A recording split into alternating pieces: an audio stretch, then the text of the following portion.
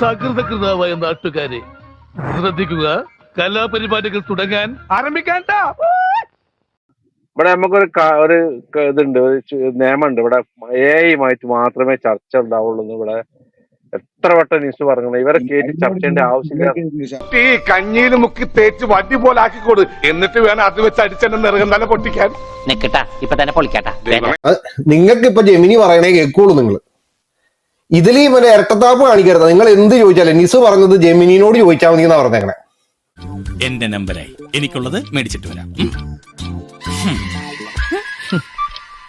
തീർച്ചയായും ഖുർആൻ 62 മലയാള പരിഭാഷ ഇതാ. തന്റെ രഹസ്യഭാഗം സൂക്ഷിച്ച മറിയമിനെയും ഓർക്കുക. അങ്ങനെ അവളിൽ നമ്മുടെ ആത്മാവിൽ നിന്ന് നാം ഊതി. അർജുൻ, നീ എന്ത് തോന്നിയ കാണിച്ചേ? നീ എന്നെ കുറിച്ച് ഓർത്തോ? നമ്മുടെ അച്ഛനെ കുറിച്ച് ഓർത്തോ? ഈശ്വര, ഇതൊക്കെ എന്റെ തലയിലാവൂലോ. ഈ വാക്യത്തിനനുസരിച്ച് അള്ളാഹു ഊതിയത് മറിയമിന്റെ രഹസ്യസ്ഥാനത്തേക്കാണ്. നീ എന്താണ് ഉദ്ദേശിക്കുന്നത് വത്സ? ഇന്ന് രാത്രി ആ കുട്ടിയും അങ്ങുമായി സംഗമിക്കണം. സംഗമമോ? രഹസ്യസ്ഥാനം എന്ന് പറഞ്ഞാൽ നമുക്ക് സാധാരണ ഭാഷയിൽ എന്ന് പറയാമോ? എന്താണ് അതിന്റെ അർത്ഥം?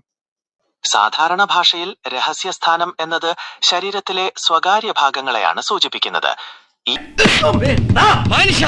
അരുത് കാട്ടാളാ, എന്റെ വീട്ടിൽ മാത്രമല്ല നിന്നെ കൊടകി ഏരിയ പോലും കണ്ടുപോരുത്.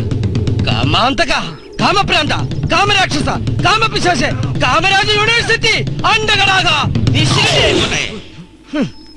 മാതാശ്രീയെയും ബഹൻശ്രീയെയും തിരിച്ചറിയാത്തവൻ അപ്പൊ ഊതിയത് അള്ളാഹു ആണ്. അതെ, ഖുർആൻ വ്യാഖ്യാനം അനുസരിച്ച് ആ ഊത്ത് അള്ളാഹുവിൽ നിന്നാണ്. അവന്റെ പ്രത്യേക കഴിവിനെ സൂചിപ്പിക്കുന്നു. ഭയങ്കരം തന്നെ. അങ്ങനെയാണെങ്കിൽ ഈസയുടെ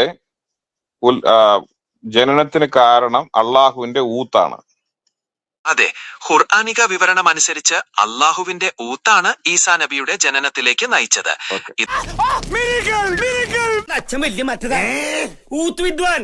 നിസൂനോട് എനിക്ക് പറഞ്ഞു, നിങ്ങൾ ഇസ്ലാമിനെ ഊക്കാൻ അങ്ങനെ തന്നെ പറയുന്നു. ഈ ക്രിസംഖികൾക്കും ക്രിസ്ത്യാനികൾക്കും ഈ ഇസ്ലാമിനെ ഊക്കാൻ വേണ്ടിയാണ് നിങ്ങൾ പരിപാടി നടത്തുന്നത് ഇവിടെ ആണോ?